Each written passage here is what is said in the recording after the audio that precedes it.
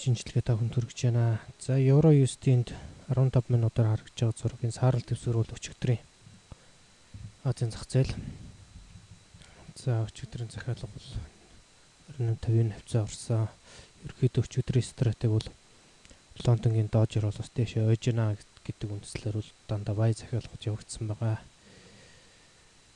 За ингээд захиалга маань одоогийн байдлаар 140 орчим pp. Тэрнээс хойш евро USD бол 140 орчим pp-ээр дэше өсчээд байна. За энэ харагдж байгаа цэнхэрхтээ бол 100-ийн мөв эврэж, улаан 50-ийн мөв эврэж, за энэ 152 дээрээс ерөөхдөө байгаа дэше явцсан байна.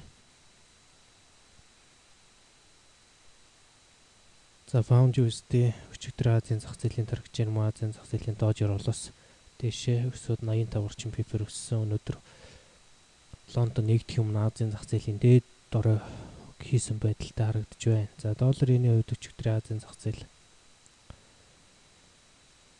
доошогоо 2 pp-ийн зөрүүтгөр мөн дэше ойсон байна. 60 pp-ээр ойсон байна. За өнөөдөр Азийн зах зээл 77-30 орчим дээр дожер ролыг хийж байгаа байдал харагдж байна. За Австрали доллар USD мөн Азийн зах зээлийн дожер ролоос ойгоод Азийн зах зээлийн дээд дорой дээрээс мөргөж ухраад доош ороод ирсэн байдалтай харагдж байна. За бусад тусмууд дээр юу болж байгааг сонирх ёо. За евро йений өдрөөр харагдж байгаа зураг евро йен. За өдрөөр бол ерөөсө 17, 18, 19, 20 ингээд 4 өдөр дараалал өсөж байгаа байдал харагдж байна. Энэ бол еврогийн чангаралтай холбоотой. Тэгээ йен дэр мөн сулрах хандлага ажиглагдж байгаа энэ хоёр ингээд нийлсний үндсэн дээр евро йен 317 орчим pp-ээр дэше өсчээд байгаа. За евро йений хувьд хамгийн анхаарах ёстой зүйл бол одоогийн ханш бол 126, хамгийн доод түүхэн доод евро бол 97.00. Эндээс 126 хүртэл 326 pp өссөн. За анхаарах ёстой зүйл бол одоо энэ улуунаар харагдж байгаа. Цэг юм 190, 101 гэдэг цэг дээрээс баг зэрэг аврах хөдөлгөөн үзүүлж болзошгүй. Тэгээ ерөөхдөө евро йен дээр дахиад доод түүхэн доод евро руу дөхөж ирвэл түүнээс доош орж тэрийн дэргэх шинж тэмдэг үүсгүүл ерөөхдөө бай стилтэй байх ёстой хаа. За евро Австрали долларын эсрэг өдрөөр харагдж байгаа өснөгт. За эндээс 1.22.31 дээр доод цэгээ хийсэн. За ингээд Австрали эсрэг 237 pp-ээр дэше өсчээд байна. За Австрали доллар евро Австрали доллар дээр бид бол холын захиалгыг сэл харах хэрэгтэй. Хамгийн чухал цэг бол 1.2950, 1.30 гэдэг цэг дээр хэрэг орж ирэх юм бол эндээс бид нэлээд холын сэл захиалга харах боломжтой. Тэгэхдээ одоо еврогийн суур шинжилгээнүүд Европын эдийн засгийн нөхцөл байдлууд ямар байх вэ гэдгээс бол нэлээд анхаарах хэрэгтэй болно. За Австрали долларын энэ дэр бид баядах холын захиалга бол харж байгаа.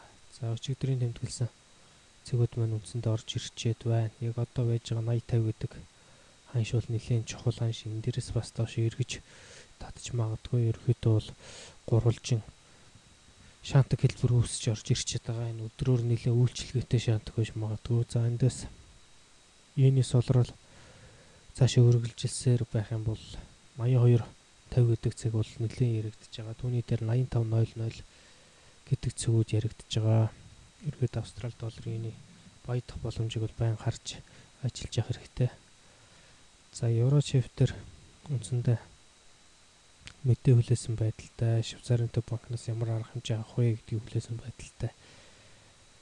Савлгаа ихтэй иймэрхүү байдалтай байна. Гэхдээ евро шифтер бол мөн бай стил байх хэрэгтэй болох байх. Евро шифтер 1.20.00 гэдэг цэг, 1.20.50 гэдэг цэгүүд бол нэлээд чухал цэг байж байгаа. Энэ дээрээс ерөөхдөө бай туршиж үзэхэд бол гэмгүй. За алтны зах зээл. За энэ дээрээс дарж орж ирсэн ногоон шугамыг бол өчигдөр Нэг энэ бол өдрөөр халтны. Нэг 16:70 гэдэг цаг дээр бол мөргөөд ухарсан. За энд нэг ширхэг улаанлаа харагдаж байгаа уналтын лаа. За өмнөх байдлаас харахад Fibonacci-гийн 23.6 болох 16.16 гэдэг цагийн орчим нэг удаагийн уналтын лаа харагдсан. За дараа нь бидний энэ сарлар тэмдэглэсэн бас нэг чухал бүс болох нэг 1650 гэдэг цаг дээрээс бас нэг удаагийн ухралт үзүүлсэн. За одоо энэ удаа бол 1675 орчим дээрээс нэг удаагийн ухралт үзүүлж магадгүй. Алтан дээр бол мэдээж ерөнхийдөө buy стил харж ажиллах болно. За pound USD-д 1.55 гэдэг цэгийг хүлээж байгаа. Өнөөдөр 56 руу явчих. 56.50 руу дэше гараад ирэх өнөөдөр магадлал бий. Өнөөдөр 4:30-аас өнөөдрүүдээс хойш Их Британий суурь мэдэнүүд гарна. За евро USD-ийн хувьд бол нэлээд хүчтэй resistance цэгийг үл үндэсэндээ сэтлээд гарсан. 1.2875 дээр байгаа энэ дожер ролыг бол энд давтж исэн дожер ролыг шалгаад дараа нь огцсон мөсөн байгаа. Энэ бол техникээр бол гарцаагүй бай урах цэг байсан илт харагдаж байна. За дунд хугацаанд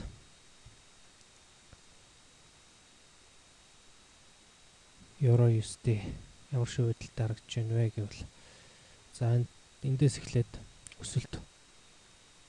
За энд сэтэлсэн байгаа. За энд харагдж байгаа ногоон шугам дээр ногоон сум дэшээ заагаад энд корал сэтлэх үед бай дохио өгсөн.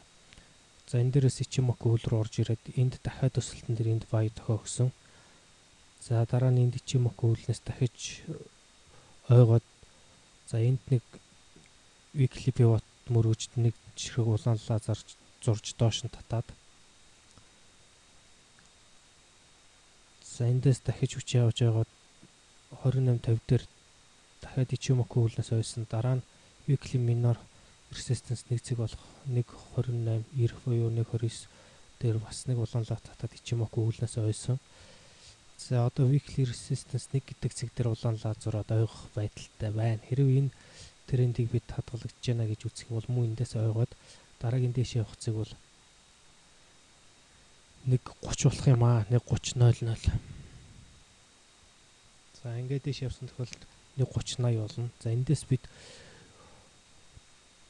энэ weekly resistance нэгээс унаж орж ирнэ гэх юм бол үүний дор тосох хөстэй цэг 1.29.00.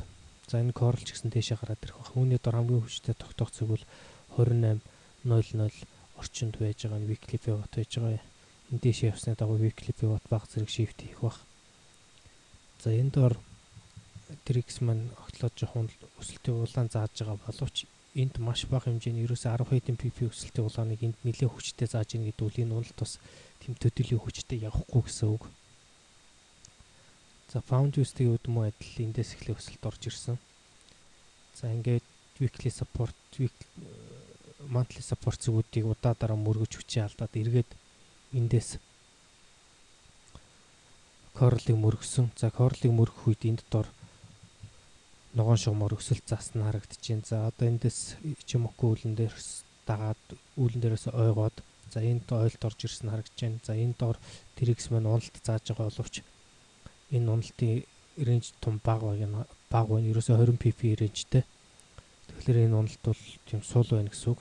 За ингээд ойж гарч ирээд weekly pivot нэлээд чухал цэг болох 54.90 буюу 55.00 орчинд байгаа цэг дээр яг одоо ирчээд байна. За энийг сэтэлж гарах хүч бол өнөөдрийн эдийн засгийн суурь мэдээлэлээр үүсэх баха. За дээшээ гарсан тохиолдолд бас тогтоох цэг бол 55.50-аас 55.60 хооронд байгаа давхарцсан 2 цэг байж байна. За үүний дээр weekly resistance 56.00 байж байгаа. За энэ орчимд бол ирээд зогсох магадaltaй. За ингээд London Open болсон. За дэлгэц дээр евро USD. За өнөөдрийн London Open бол ингэж зурагдахаар байна. За бидний ярьж явах хооронд Азийн зах зээлийн дээд ороогоос үндсэндээ 20 пивт доошоо татжээ. За 20 пивт татж байгаа байдал нь бол 1.2960 дээр 50 average дээр ирсэн байдалтай байна. Үүний дор за унана гэж үзэхэд 2950-ыг за тэгээд ороос нь дэмжиж орж ирж байгаа 100 average дээрээс тус ойх өндөр магадaltaй. За pound USD маань